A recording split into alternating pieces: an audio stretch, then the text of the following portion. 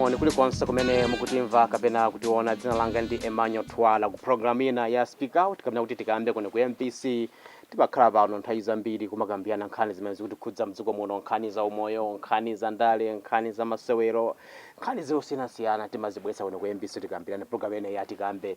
Ndipo lero program yathu ya Tikambe tikambe kwambiri nkhani ya chitukuko komanso kuyang'anira chitukukocho. Yeba yakhala ili ntchito yayikulu kwambiri malawi muno kuti chitukuko zimachitika, koma kodi zimayang'aniridwa bwanji kapena kuti adindo amakhala ndi udindo wanji oonetsetsa kuti ntchitozo zikuchitika bwino komanso kuti zikuyang'aniridwa bwino, komanso kuti ani ake amene ndi opindula ku ntchitozo ma citizens ani ake nzika za mdzikomo kodi zimakhala ndi udindo otani oonetsetsa kuti ntchito zimenezo zachitikazo zikusamalidwa bwino. Pa Chingerezi amati monitoring and evaluation. Program yathu lero Tikambe tikambe nkhani imeneyi kuti sanamira imeneyi ndiyofunikira bwanji pa nkhani ya chitukuko mdziko muno. Saliziya ndekha program yathu lero ya Tikambe kokona ku MPC.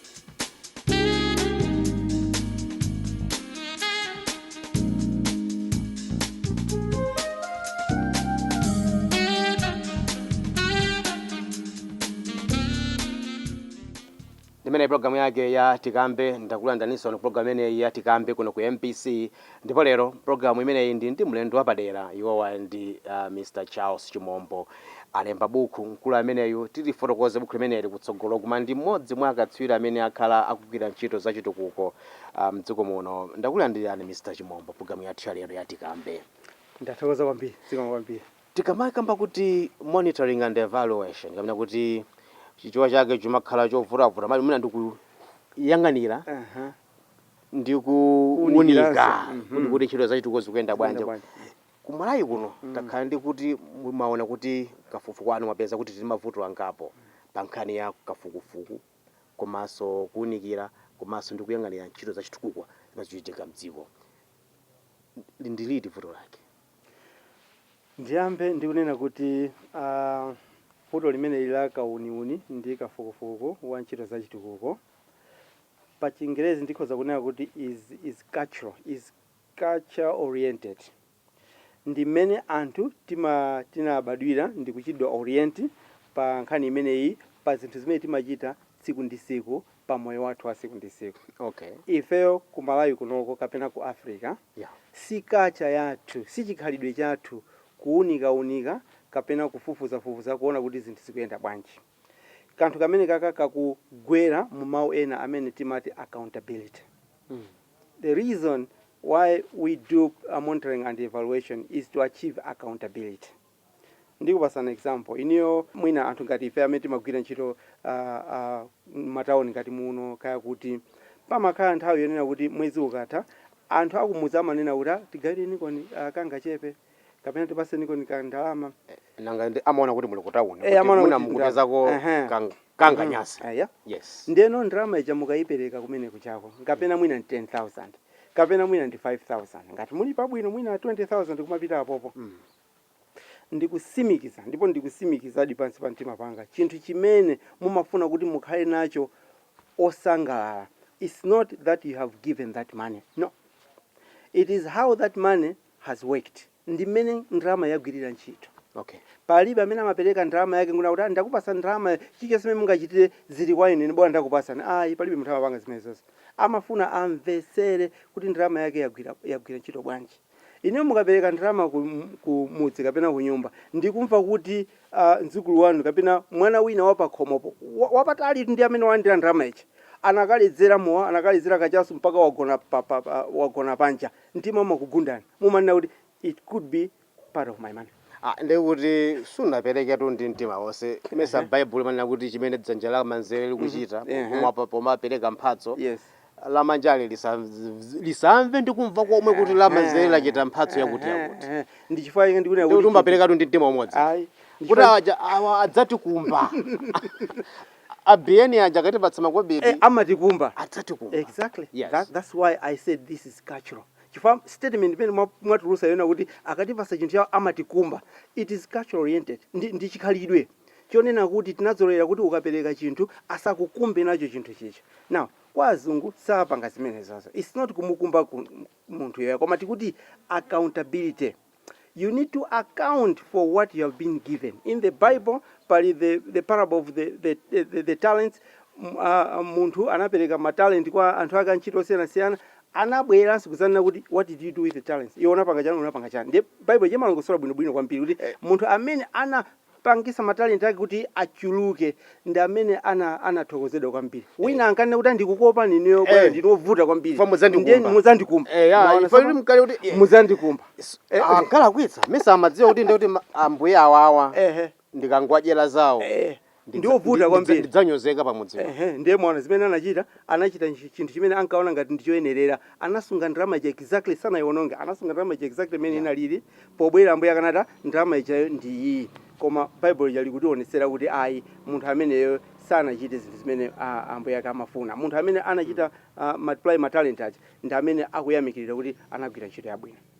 Ndiye ndingopitiriza ponena kuti accountability is cultural and it's a function of monitoring and evaluation. We do monitoring and evaluation for accountability. Ndalama zambiri zimene timagwiritsa ntchito mu dziko for example, kapena mabungwe for example, zimakhala zochokera kwa anthu amene timati ma donors. Ndiye pali anthu ena amene amamva zinaonera kuti donor, koma alibe idea yonena kuti how does a donor look like. Amaganiza kuti a donor is a rich person. Wasowa chochita nazo ndalama zake ndiye akufuna kupasa ndine ku Malawi muone chimene mungathe kuchita kapena apereke ku organization ya iliyonse. It's not like that. Donors are in different categories. Pali anthu ena amene ali olemera inde ma donors, koma I tell you there are other donors that are not necessarily rich. They are even poorer than most people in Malawi, but they still give money to Malawi or they give money to organizations because they have a big heart for the problems that countries or organizations are facing. I have been to many Madonnas amakhala, like USA, I've been there, ku Europe. I've met Madonnas. Amene galimoto imene amaendera ndi Fiat. Magaziwa ka Fiat kugamuto kakang'ono kwambiri. Kuno tikhoza kuona kuti mwina ka Vitz. Dona amene yoyo. Ife akuti pasa ndalama munthu amene amaendera Vitz. Ife tikuyendera VX. Kuchokera kwa ndalama ya munthu amene akuyendera Vitz. Ngasimiso yakuno nkutheka kuti kwawo ndi ku England yawoyo ilibe mapoto. Ilibe mapoto. Komanso kunasafunaso kuti apite kumidzi kovuta ngati for instance kwa Njema. Yes. For instance kuchitipa. Ndiye sakufunikira kukhala ndi kunoko ku Africa kuno Malawi kuno. Tifunika ifa cha misewu yathu imene ndikudutsamo. Simukona kuti paliso zifukwa zile zimapangisa ma factors ena amapangisa kuti tifunitso zinthu zina zofunikira zofunika. Zifukwa zimene zozoinde koma ndizoperewera kwambiri. Zifukwa zimene zozoperewera kwambiri. Chifukwa chena kuti munthu woti alibe galimoto sangakupase iwe ndalama, iwe ndi utenga ndalama ija ndikumaka iseweresera pogulira mafuta a galimoto yayikulu kwambiri. Mwina utagulira mafuta mu galimoto ya njingamoto zikhoza kukhala zothandiza. So inebe ndayima pamfundo yena kuti accountability ndi kuonesesa kuti chinthu chimene ndapasidwa, how do I account for that? It is the same with our life. It is the same with everything else that we are given free of charge by God. We will still have to account for how we have done with our life or with all the resources that we have been given. God has given us zinthu. So mundikambe kwambiri mchichewa Mr. Chimombo. Program yathu kwambiri timafuna so kuti tidziva kwambiri. Mchichewa. Tafotokoza. Ndinene kuti mwina udindo wa zinthu zimene tinapasidwa kuti tingazigwiritse ntchito motani. Mulungu anatipasa ifeyo moyo kuti tiugwiritse ntchito pothandizira kupitisa patsogolo ubwino wa anthu ena osati ubwino wa ife eni ayi.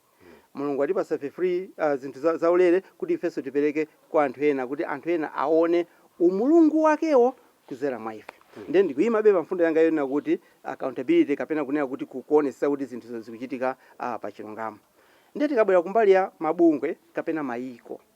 Vuto limene limakhalapo ndilonena kuti accountability is our biggest problem. Chifukwa chonena kuti it's not our culture. We are not accountable unto faith culturally.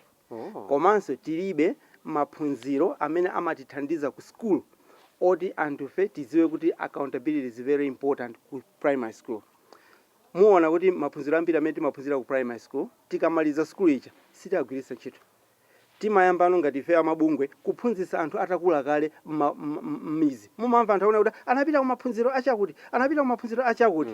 Maphunziro amene ononga ndrama zathu ife amabungwe kuti anthu aphunzire atakula kale anayenera maphunziro amenewo ali ku primary school.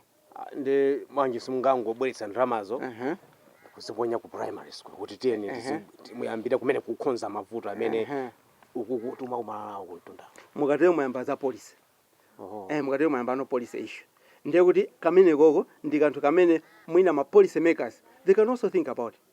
What does it help kuti mutenge ndrama zambiri muzikaphunzisa anthu amene ali ndi zaka mwina 50 kapena 60 komane mukuwaphunzisa za mwina kulera kapena mukuwaphunzisa za kalimidwe kabwino ka munda kapena mukuwaphunzisa za kagwirisiro ntchito kachuma kuti apeze ndrama zambiri kapena child protection za kasamalidwe ka ana. Mukamphunzisa mwana ali ku primary school standard 3 4 5 chinthu chimene chocho sazachisiya chizakhala chili magazi mwake. If we teach our children accountability ali ku primary school, we are solving a lifelong problem for many years to come than what we are doing now. Ndi munakamba kuti mati vuto limene lili kuno ku Malawi kuno ndi chikhalidwe chosafuna kuti anthu andikumbe kapena kuti anthu andifunse kuti munandipatsa zija mabwisa chili motani. Ndi zimenezo zikutumphikiranso ngakhale kunkhani ya chitukuko cha dziko ndipo kwambiri chikukhudza bwanji ndipo kwambiri fa munakamba setup ya banja kuti ine ndi kuno kutawuni ndatumizira kumudzi ankolo makobidi maybe chizukulu changa changoledzerera mwina ndimva makuwawa kuti muna ndama natumizira ankoleja zikhoza zimenezo wasololako ndalama pang'ono wajenzi iziso zikukhudzaso ngakhalenso nkhani ya boma zikhudza kwambiriso nkhani ya boma kapena maiko osiyana-siyana kwina kulikonse kumene maiko amene amanti achithandizo osati Malawi yokha any other country zikhudza kwambiri chifukwa chonena kuti ma donors ambiri akamapereka ndrama ku maiko amafuna kuti ndrama yawo igwire ntchito up to the last penny. Ifeyo tikamagwira ntchito ma organization timagwirisa ntchito system imene timati project management. Project management ndiye kuti timanena chinthu china chiyonse imene chikufunika kuti ndrama igwire ndi ndrama yake ndiye timayenda line number 1 tizapanga chakuti line number 2 tizapanga chakuti line number 3 tizapanga chakuti zimene ziyazo timawauza madonors athu okay kuti ntchito yonse iyende bwino pakufunika maline a ndrama okwana 25 each of the other line pali ndrama pamene popo. Accountability imabwera ponena kuti line number 1 ndrama zimene zili pamene popo 25,000 zimene zili pa line number 1 zikatha pamene popo simungapite pa line number 3 kukatenga za pa line number 3 ndi kuyika pa line number 1 chifukwa you know nga si project imodzi omwe. You cannot do that in project management. You can only do that if you get authority or authorization kuchokera kwa madonors anu. Komanso kuti ifike size imene ina kuti wachita deplete line number 1 ndiye ufuna ukatenga line number 3 ndiye kuti you are not a very good program manager. Chifukwa chonena kuti project yomumakhala kuti mwayiunikira kale kuti ma risks ndi awo ma assumptions ndi awo zonse ziyenera kuyenda mofunikira. Ndiye muzaona kuti ma project amachita achieve zinthu mwansanga ndipo zambiri kusiyana mwina ndi ma portfolio ena mwina even the government, not only our government but even many other government in Africa. Nangasi tikuti we are a sovereign country. Ndipo maiko wandi amakhala sovereign countries. Inde ali ndi ufulu the independent ndi tapempha makobedi ndi adzitiuzaso zochita anthu apereka makobedi tikambe apatiti pa scenario ya madonna versus boma tifati pitano kwa bomalo versus anthu ndiye tsopano tizivomera chiti yonse imene madonors akutiuza ndiye kuti tikhala dziko loti lodzimira palokha. Ndiye pali zinthu zina zimene mutha kuvomereza zimene madonors akutiuza komanso pali zinthu zina zimene simungavomereze zimene madonors akukuuzani. Pa project management pomwe pacha tikamaza panga evaluate a project tikamaza iunikira project kuti yapindula chani pali mawu ena amene timati relevance timaunikira kuti how bwino wake wa chinthu wabwino how relevant was it, how was this project solving the people's problems. If a project is not relevant, it's not a good project. Therefore, if ngati project is still relevant, ndiye kuti ngakhale ine kapena boma silingavomereze zimenezo. Koma as long as project is relevant to the people, we have to follow what the project proposal kapena zimene mwalimba proposal zikunena. Chimene chimachitika nchona kuti ma priorities mwina ngati aboma amakhala ambiri. ndiye mamonena kuti line number 1 inali yonena kuti mwina tikonsense wakuti ndingoganizira chabe mwina pamakhoza kuti pabweranso vuto lina lalikulu loposa nsewuchi ndiye mwina amazanga kuti atingotenga ndalama ya nsewu tikonzenso vuto iliso ndilalikulu santha kuvutika nanga tingatani ndiye mukatero makhala kuti mukukonza vuto lina komanso you are already creating another problem ndiye kuti movement ya project yoyamba icha singapite patali. It is better to be focused and keep on what you promised your donors to do and just do that.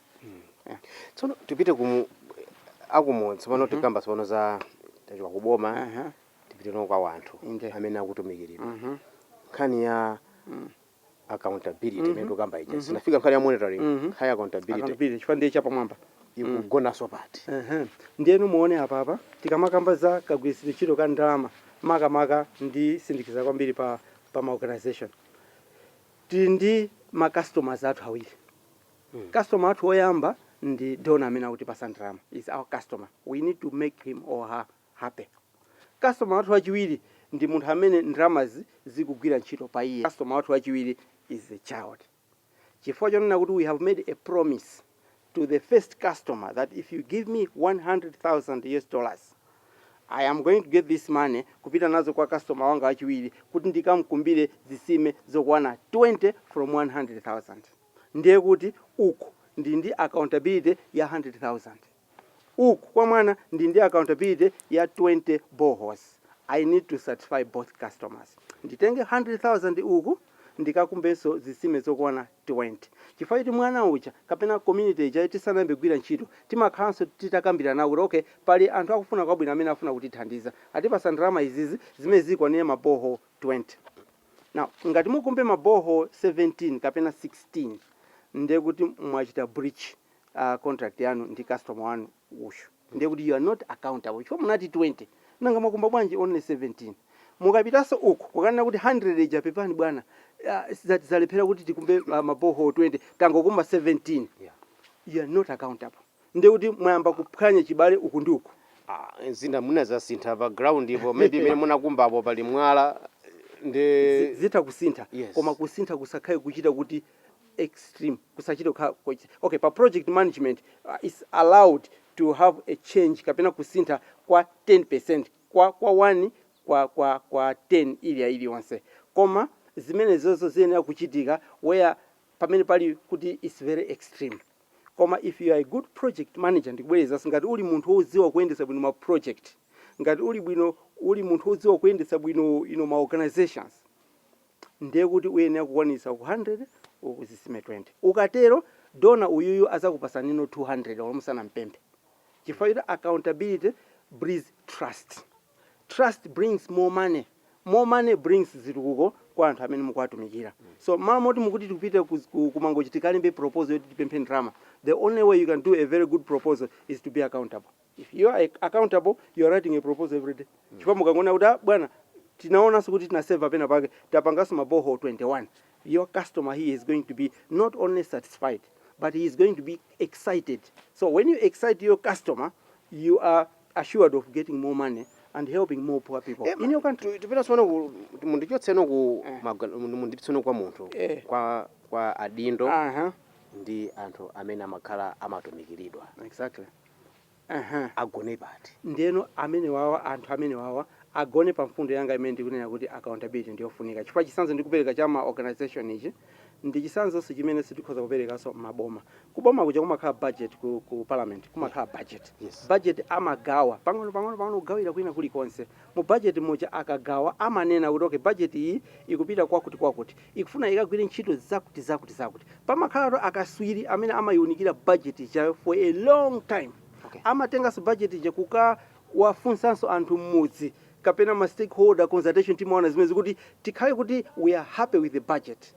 In the same example that I'm giving ngati mungunena kuti mwatenga 200 million mwapita nayo ku Ministry of Education kuti akamangire ma school 10 kapena ma secondary school 10.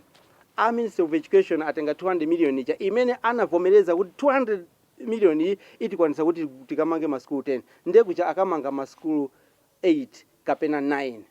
Accountability yakanika iwo Ministry of Education kuboma. I'm just using this as an example. Iwo kuboma accountability yakanika kumene atenga ndalama zawo ku parliament kucha, komanso accountability yakanikanso kwa makastomers awo ana school chifukwa amanga skulu zochepera malinga ndi mmene anagwirizania. That's number 1, accountability. Number 2, ili pa quality. Zitha kutheka kuti anthu atenga 200 million kuti atifuna tikamange ma school 10. Ndiyeno mamoti amange ma school 10 a quality yabwino yogwiza ndi ndalama zija. Atangogwisa ntchito mwina ndalama 150 million, 50 million ija osaoneka kumene yapita. Ndikumanga adi ma school 10 koma akadya ubwerere. Amene oti mvula mphepo ikangoti school yatani is already blown up with mphepo. Accountability se yakanika. So ntenge kuti pa mati boma ndife wanthu. So ngati boma limatenga misonkho kwa ife. Inde. Ife amatidula tikagula mchere na amatenga kothukwa cha mbelitsa amene kuti. Thuwa chimeneja ipite ikamange sukulu yakuti. Koma nanga siti mati ndi chiboma ndi ifeyo ndife olozitati kuti sukulu amanga 10 chingati khudze ndi chani. Ifeyo ngati anthu amene timapereka tive kuwawa. Tive kuwawa. Mumve kuwawa kwambiri. That's why I'm saying kuti accountability is cultural. Chifukwa chonena kuti zimene ndikupereka example imene itakhala kuti yachitika kumayiko azungu amene ayambe kuvundumuka kuyamba kuvuta kwambiri kuti zinthu sizinaende bwino ndi anthu amene akupangidwa save because they were promised. Koma kunoko is not our culture. Even if zinthu zibwera zochepa kapena zopanda quality palibe amene zimamukhuza sakumva kuwawa kwina kulikonse. Koma mwina if we help our children to learn about this while they are young, mwina atha kukhala ma citizens amene ali timati ma active citizens amene atha kumazanira kuti aya komatu ndalama izi zinaina zitagwira ntchito yakuti motere. So tiyenera kumva kuwawa zinthu zikatero. Amenewo ndi Mr. Charles Chimombo kuti fotokozera program ya lero ya Tikambe kapena kuti speak out zambiri za kukhala adindo komanso kuonetsetsa kuti ntchito zachitukuko zikugwira bwino ntchito m'midzimu kapena m'maderamo akutikambira pano maganizo awo komanso tikamba kutsogolo kubuku limene mkulu amene walilemba akuti planning and evaluation imene munthu tutenga mfundo zimene tikufotokoza program ya lero ya Tikambe imene lero kwambiri nkhani zachitukuko versus kuti anthu ali ndi dindo wanji onetsetsa kuti ntchito zimene zija zikuwathandiza madera awo. Tibasi pasachidwa apa kwakwenda ku MBC mwamuno program yathu ya Tikambe.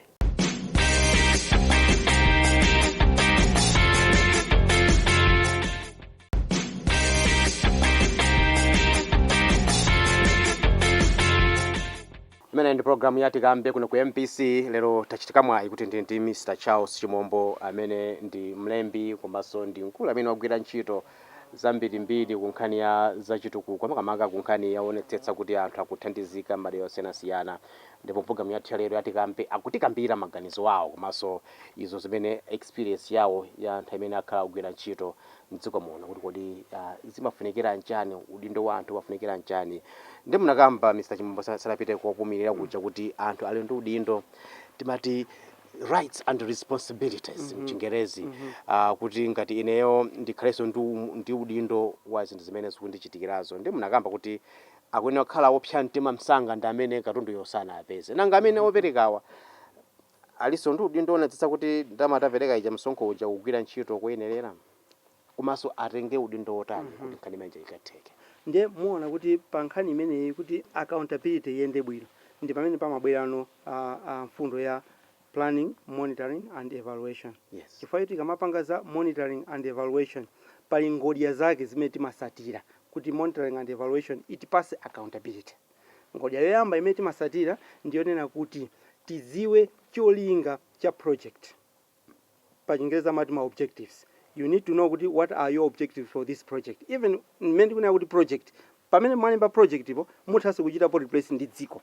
Yes. Project dziko, chalichi, family. Kula mpingo so yukakhudza semene. Ine simunamva anthu akuna kuti abusa data max chifukwa nditama siti kuziona bwino. Palibe accountability. Zimachitika zimenezo. Kuti accountability makhani ndi munthu mmodzi yekha. Ngati for instance ndikupatsa chitsanzo cha ngati za mipingo iyi. Can you really point at one individual kuti zonse zizalephera chifukwa cha munthu mmodzi? You cannot do that.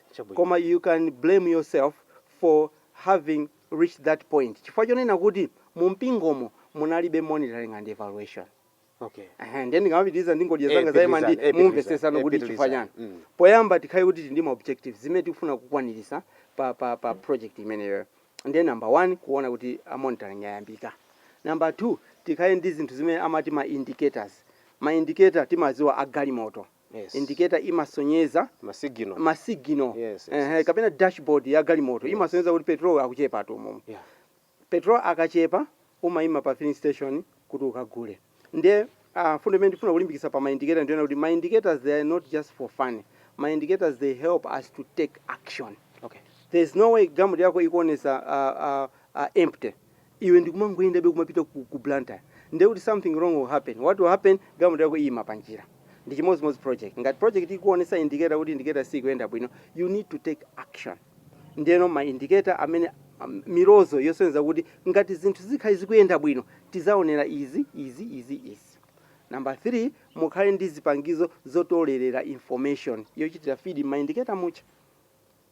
Telekeze kuti kufuna kuti tithandize kuti project yathu ana asamadwalidwale malungo. Ndiye kuti muyenera kuonesesa kuti muziona kuti pa mwezi uliwonse ndi ana angati amene akudwala malungo. Nanga kuti mudziwe zimenezo muyenera kukhala ndi maform timene muziyenda kuti muzikatolera information imene kuti muziwe. Ndiye timati data collection tools. Mukachoka apopo mukhale ndi system yotolera information yo on routine basis. Mukhale ndi system. Musakhale ndi kuti mwezi uno sinatolera information.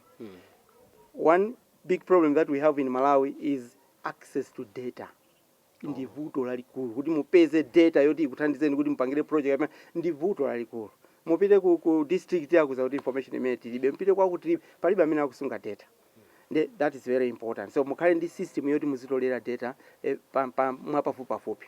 Mukachoka apopo muone kuti information ija mukayitolera muzisunga motani. Munamva ma database anthu amakamba ma database ma system. Information mukayitolera muzisunga. Ifeyo kunoko mwina ku Africa timasunga zinthu zathu mutu. Ndiye tikasunga zinthu zathu mutu ndi waung'ono komanso anthu amapita. If you go to America kapena ku Europe akakuza president woyamba amene analipo 1776. Ife mwina kunoko president amene tingamkumbukire ndi Kamuzipanda. Kupanda kuti amatikumbusa pa selo la John Chirembo. Mbuyo monse sitingaziwe kuti chine chikambe. Not many people know. It's not written anywhere else. Nzovuta. Kuti kunali ujeni governor wamaliza nali ndani Kobe city godziwe. Ndoche pamene akaziwe. Chwa city kusunga zinthuzo koma timati data record keeping is very important. Ziwiri zosiriza ndizonena kuti pakhale anthu amene ali responsible for doing all this work. Kuti ntchito iyende pafunika human resource. Amene amati ma M&D, managers, ka M&D coordinators, pakhale anthu amenewo.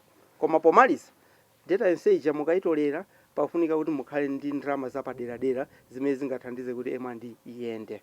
So the challenge that we face my organization komanso mwina m'mayiko ndiyonena kuti the money that is allocated to M&D simakhala zochepa because not many people appreciate monitoring and evaluation. If you start doing that, accountability mwambakali kuchita compromise. Nanga si ino makhangati akuti mwala kuno kwachitika mwa khonza bungwe limene mukuti ma monitors ndi ma evaluators. Imene mati Malawi Association of Monitoring and Evaluation. Bungwe limene limapezeka mayiko ambiri pa dziko lapansi, even ku America, even ku Australia. Ndakuti inu ndamene mumamangitsa wanthu. Mulingati ma auditors anthu amene mafuna zifukwa pena paliponse kuti zioneke. Kuti chitukuko chizichitika chifukwa anthu akuopa. Mukandionesesa pa system imene ndakamba ija yoti mukhale ndi ma objectives, ma indicators, mukhale data collection tools and all that. Mukakha mwandionesesa system imene ndikukamba ija ndi system imene mumagwirizana pakati pa anthu amene akuyendesa project yo ndino amene mukuyang'anira. Si speed trap. You don't do this in secrecy. You agree with the people. Akulu my objectives that ndichani 1 2 3 4. We agree, yes. Mirozo yathu nditi 1 2 3. We agree, yes. Who is going to be collecting data? My data akanji akuti. How much money this? You agree. So there's no kumangisa munthu. Now, ngati munthu sachita zimene munagwirizana zicha, he is just breaching the contract. Nanga mwina nkuteka kuti nthawi zina tikapita ku mabunga amene si aboma. Chifukwa ino magwira ntchito ndi anthu amidzi, amagwira ntchito ndi anthu amidzi. Inde. Kumene kuja ndimapatu kumaphikidwa zoti akabwera othandiza wasangalale. Kuma kupita pa ground ipo mwina usaonapo ndi chimodzi mwachichitika. Mala muno moboma limadandaulaso kumene boma kuti mabungu amene si aboma amaandira zambiri koma kuti zinthu zikutheka pansipo sizikutheka koma maripoti amene amalembedwa ngati kuti malawi muno kuli Greenland nkhani ya monitoring and evaluation kapena ikaonuni imagona pati pankani ndinene pano pamosabisa Chichewa. Nkhani ya monitoring and evaluation sinamange nthenje mabungwe ambiri komanso ma organization ambiri including private sector paja now ndikonjezera private sector ndi ma churches sinamange nthenje mmene momo anthu amene amapanga monitoring and evaluation ambiri, I'm sorry to say that, they didn't go to school ya monitoring and evaluation. Anangosankhidwa chifukwa ndi ochenjera apa ndi apa amapanga mathamanga apa ndi apa iwe uzipanga monitoring and evaluation panopa, but they have no skill or capacity to be able to do that, and no one bothers whether they are doing the right thing or not, because not many people are even interested in the M&E, so they don't have that capacity. So with that, it is a big problem to ensure that accountability is realized. Chifukwa chake zimene mukunenazo zikhozadi kuchitika chifukwa mwina skill yopangira zimenezo is not there. That is why in this book we have emphasized that skilling, giving skill, kuwapasa anthu ma skill, komanso reskilling amene akuziona ngati kuti ife mwina tili pa number 2 timapanga zaimandi amene osofunaso kuwapanga reskill. It's not only for public, it's not only for private sector ngati ma NGOs, it is also for the public. Corporates, they also need to be accountable for the things that are doing, including the church. That is the reason why I put up that book, using my experience. Of course, ndinali mbaso ndinzanga ku South Africa tonse tindi experience yaikulu kwambiri ya monitoring and evaluation. Ndi kuboma nkhani ya monitoring and evaluation munakamba kali mbuyo pano kufana pite imakhudza kwambiri telekeza aphungu a nyumba ya malamulo mwina amatha kulonjeza zinthu zina zimene sangathe kuzifikira kapena iwo chimakhala cholinga chawo. Ineyo dera langa ndikaliona dera langa kuno kukasinji kuno kuchitipa kapena kuno kunchinji ndimafuna kuti ndidzapange izi ndamazilemba zinthu zija anga kampeni namazifotokoza kuti ineyo ndidzachita izi ndidzachita izi koma mwina chifukwa tibalina kuti ndalama sizimakhala zokwanira nthawi zonse, money is never enough, zinthu zija osachitika. Nde obwera odzaunika amadzonika kuti 0 pa 0 ndi zimakhala bwanji munthu uyo realistically kapena kuti mwemwene kuti anene kuti ndifuna ndidzapange izi kwamuna sakudziwa kutsogolo zachitika za mtundu wanji tingamuthandize bwanji ndindo ameneyo amene mwene zimene zanchitikira sanaone kuti zachitika mzaka 4 mzaka 5 zimene wakhala apali pa udindo mayeta anthu akuyembekezera kuti aone kuti zinthu zioneke.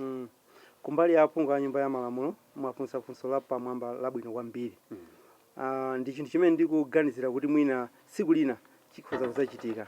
Chinthu chofunikira kwambiri kwa anzathu aphungu a nyumba ya malamulo ndikuti anthu amene wawa aphungu a nyumba ya malamulo aphunzisidwe za monitoring and evaluation.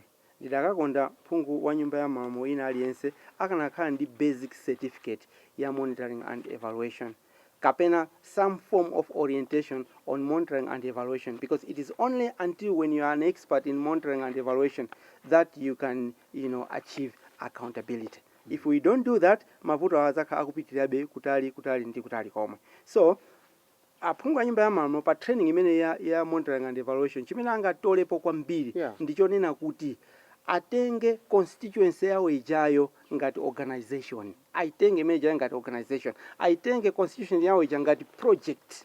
Ndiye project ndi ngodya zake mujandanenera aziwe kuti pa project yanga constitution yanga is a project. They need to manage that constituency as a project. Aziwe kuti ma objectives zake ndi ati, ma indicators zake ndi ati, how are you going to be collecting data, nanga amene chita monitoring motor, nanga how much will all this cost me, and then they will be realistic in what they are going to be saying. Nanga si donayo sana makhala nawo tu pamene akupanga costing ngati legezere phungu a nyumba ya malamulo dona makhala kumapeto kwenikweni kwa nkhani yonse wasankhidwa munthu uja dona kuti aneyo tsono ndili ndi 2 kwacha iwo olonjeza anthu 10 kwacha 8 kwacha amene iyi chifukwa sayiona anthu kumudzi uja amene amayembekezera kuti ayiona. So that's why I'm still emphasizing kuti aphungu akakhala kuti ali ndi knowledge yokwanira ya monitoring and evaluation, which I guess some of them have, koma not all of them, azakhalabe ndi upangiri wabwino wotha kuchita zinthu zimene akuziwa kuti izizi zitheka chifukwa kuti okay pambali pa pamenepo ndiye kuti ayinanso kuzikhala ndi proposal ya constitution yawo chakuti ine constitution yanga iyi for this 1 year it requires this amount of money and these are the things that we are going to do and with this amount of money we can't do that so sangambe kukamba za izo ndi izo zimene project yake ndi budget yake si kunena za zimene zonse. Malawi ikupanga 2063 agenda ndipo tukuyanga naso zaka 10 za implementation koma tione agenda 2030 ya dziko la Malawi mungakhale mfundo zake ziti zoti zofunikira kuzipanga monitoring and evaluation kapena kuunika kuziona kuti zikuyenda bwanji. Ndibwererenso pa mfundo yonena kuti mukamaona system ya M&E kana kuti M&E system pa M&E system sipalephera kukhala what we call adequate budget for the M&E system. Nde mfundo ya 2063 chimene angaonetsese kwambiri ndikuonetsesa kuti tayika ndalama zokwanira. We have set aside adequate budget for monitoring and evaluation. Zosaoneka ndi maso phiri ife tufuna infrastructure, tufuna nsewu, tufuna bridge, tufuna zipatala. Ndeti tenge ndiponso ndikupaseni percentage musangoti tenge ndalama zokwanira percentage yake imafunika 7% kapena 10%. That's a lot of money. Mukaganiza budget yonse ya Malawi mutengepo 7% kapena 10%. All of that yongoyanga namaso yongoona maso basi M&E is 7 to 10%. Now ask any other person that is running projects or in organizations how much money goes to monitoring and evaluation. Ngati mungapeze 1% you are very lucky. You're very lucky. Koma standard is 7%. That's a lot of money. Ndiye kuti mukupanga foundation imene izakuthandizeni muzaka zambiri zimene zikubwera. Chimodzimodzi ku constituency. Ndama imene mupereka ku constituency kaya kuli 100 million ya constituency fund pa 100 million pachapo mutengepo 10%. Ayi anthu akumiza akuyambe ayi imene ya allowance ya allowance imene ndi allowance mwarezo pa kwa so tunongenda ndama za allowance mesa tunongere chitu kukosa te allowance chifukwa mukagwira ntchito yanu bwino mukachita monitor bwino and have very good accountability 100 million ija siku lina zaka 200 million chifukwa anthu akakukhulupirira they will give you more money. Funire mukamba mene mukamba za project planning ndiye zamene makamba mbuyo mwe the project implementation and monitoring memu ndiye makhala ziti ndi ziti. Okay, so planning, okay, tikati planning ndingati vision kapena strategy imene muli nawo. Alright. Iniyo kuti mukwanise kuchita chinthu chanu pa moyo wanu mumakhala kuti chinthu chija mwachichita kale mutu. Ndikupasa an example. Iniyo ngati mufuna kugula galimoto, there is no way munganyamuke mawu kuti ndifuna ndikagule galimoto yakuti ayi galimoto makhala mutayigula kale mutu mwanumo. Ndiponso galimoto ikamaenda pansi yofanana ndi imene mufuna kugula mmanena kuti galimoto yanga ija ndiyo. Mukangoyamba kuona kuti galimoto yanga ija ndiyo kapena mufuna kumanga nyumba mukuyenda pena pa mukuona nyumba yofanana ndi imene ili mutu mwanu mati nyumba yanga ija ndi. That is planning. Planning, you are being idealistic of how your situation would like to be at the end of the project. Moma mbira pamene popo. Ndiye mu constituency chimene mukufuna kuti chaka chinocho chikamata mu constituency munomo mukhale zotani muzioneka zotani zimene zichazimwena kuzika pansi 1 2 3 4 5 so ikaweka ngati munthu weka ayi mumayika together as a group kuti accountability je ikhale shared ndi wina aliyense isasamire pa munthu modzi la MP unati namiza ayi muzikhala kuti sindina kunamize ndini tonse tinali pomwepo timapangira zimene izizi limodzi. Challenge imene mwina ma MP amakhala nawo so I'm picking on them koma ndingofuna kuti zinthu zikhale kuti zikulongosoka ndiona kuti MP amatenga udindo wa ubwana ndikusiya munthu wina aliyense kunja kuti ndikubweresera chakuti ndikuchitirani chakuti maona kuti ndikuchitirani chakuti amachita backfire kwa mwini wake chifukwa kuti munthu mmodzi MP sangakwanise kuchita chinthu china chilichonse cha constituency koma atamanena kuti bwanji tichite chakuti together ndiye kuti akuchita share responsibility ja kwa anthu enanso amene angati kuchita zinthu za mu constituency kapena mu organization. That is the essence of planning. Buku limeneli amene ndili nalo m'manja mwanga amene mukutitsatira kudzera pakanema ndi komanso amene mukutitsatira pa wireless pali chapter 9 imene mukamba kuti developmental evaluation imene mukuti what is new as a discipline. What is new as a discipline? Participation. Okay. participation. You can't come kunja uko kuti ndabwera kuzakuunikira ndabwera kuzakuona kuti mwapanga bwanji. Akuza kuti ukaunikira utuza. Ukamaliza kuunikira utuze kuti waunikira zotani. Okula matero. Amatero da. Mama ka abadona zakunja akabwera. Maka kunja mwina ma evaluators zakunja achizungu. They will come and say I've come to evaluate this project. Now question imene mafunsa ine ngati author wa book ngati lili. Kodi inuyo atwala ndine amene tikukhala kutali ndi project. Tiyerekeze kuti we have a project in Nchisi. Ndekuli anthu amene amakhala ku Nchisi komweko, mafumu ana ndiye na kuti amene amakhala ku Nchisi komweko. Amene akuiona project amene ikuyendera. Ine ndili kuno kuti ndine evaluator. Ndi PhD in evaluation. Zira zonse mwina ndili nazo. Ndi ndikupita kuja kuti ndabwera kuzakuunikira project yanu. It's a laughing matter. Because the person who knows more about the project ndi amene ali mu project momwemo. Ayi nanga sinkutheka kuti amene anazolowera ngati ali mavuto sakuona zimene zikuchitika. They are not able to see. Ndesangathe kufotokoza bwino. Sikula kwesa kula choncho. You go to an area for 1 week to collect data and tell them that these are your problems, these are not your problems, this and that for 1 week. Who is a better evaluator? You, a 1 week man, and somebody who stays in the community every day, like Mafuma Mena Makaumeja, every day I'm chichitika. That is what is new. Yeah, we need to change our approach. Let's go there and say, Chikuenda Bundijan, Chimesi Chikuenda Bundijan, and go on here and there where it is necessary to do so. But the best evaluator is the person that stays in that project. That's what is new. Buku lalikulu kwambiri silikathe kulimaliza program imodzi koma tikungonikirapo mfundo zina ndi zina zimene zili menemo mukuti managing issues during monitoring and evaluation. Kapena kuyang'anira zinthu zimene zikutumphuka pamene mukupenga kauniuni ndi kufufuza. Inde. Mafuna kuti muzi aziyang'anira chani. Mafuza labwino kwambiri. Ndizo vuta kuti mwina sitingathe kulongosola zonse pa nthawi yochepa imene tili nayo. Koma ndingonena mwachidule apa. Monitoring and evaluation is a project inside another project. Ndekuti project ijayo M&E or M&E system can also be monitored and evaluated. System yonso. Chifukwa mukuona kuti kodi zimene system ikuchita ndi zimene inayenera kuti izichita. Zinthu ngodiya zonse zimene ndazinena zichi. Zikuchita meet ma criteria ake. Tiyerekeze kuti pa ma objective pacha. Objective amanena kuti izikhala smart, izikhala specific, izikhala measurable, izikhala attainable, realistic and time bound. Ndiye kuti mwayiona kuti objective ili choncho pali ma organization ambiri amene ma objectives awo sali smart koma akugwira ntchito every day. Zimavuta siku la evaluation because you can't evaluate that project. My indicators yo mumayenera kuwaona kuti kodi indicators has it been baselined. Okay, mukakhala project mwayikira ma indicators acha mwayike baseline kuti tikuyambira apapa. Challenge imene ndimakomana nayo ine ngati evaluator ndiona kuti ndikapita kuma project ena kuti ndikapanga evaluate ndimapeza kuti alibe baseline, alibe poyambira. Koma kuti amise Chimombo tangopanga na evaluate. Tipanga evaluate bwanji. How can you say kuti this person is tall when there is no shorter person next to him? Munthu isanga khayo ntali alipo yekha. Muona kuti munthu ndi wantali because pali wina wamfupi. Ndekuti you can only evaluate better if baseline was done and was done well. Those are some of the issues that you need to look into. Kuzaso ndi mabungwe amene ndaboma nkhani zimenezi ngati ife kuno ku MBC, Magra, maparastatus amene anapangidwa kuti atumikire wanthu. Funga mabungwe amene wanthu amene anapangidwa kuti atumikire anthu dziko muno. Lilongwe Water Board, Blantyre Water Board, Central Regional Water Board.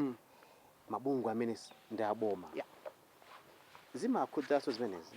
Mwandipangisa kuti ndikhale bwino kwambiri funda yabwino kwambiri. Chifukwa iwowa amali ndalama zamunatika kuboma komanso nthawi zina amapanga pawokha ndalama.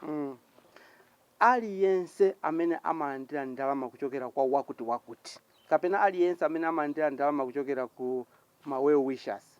Komanso even anthu amene amapanga ndalama zawo eni ake, if they don't have a strong monitoring and evaluation system, they will one day end up into a very bad situation. Chifukwa chonena kuti they will think kuti zinthu zikuyenda bwino, koma at the end of the day ndizamamva kuti a company iyi ili ndi mabiliyoni akuti mungongole.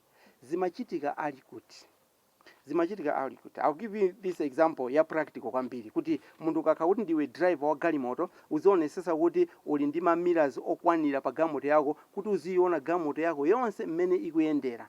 ngati sukuona galimoto yako yonse imene ikuyendera imapezeka kuti tayala likaphwa iwe mwini wake amene ukuyendetsa galimoto suona kuti tayala laphwa ndi amakuuza ndi ma passengers amene akuyenda pansi. Even a person who has never driven a vehicle can tell you kuti a driver taimani muli ndi flat tire. If a driver can be told by a passenger kuti ali ndi flat tire, driver wewe ufuna kungomulanda license yake ndi kuchola pompo.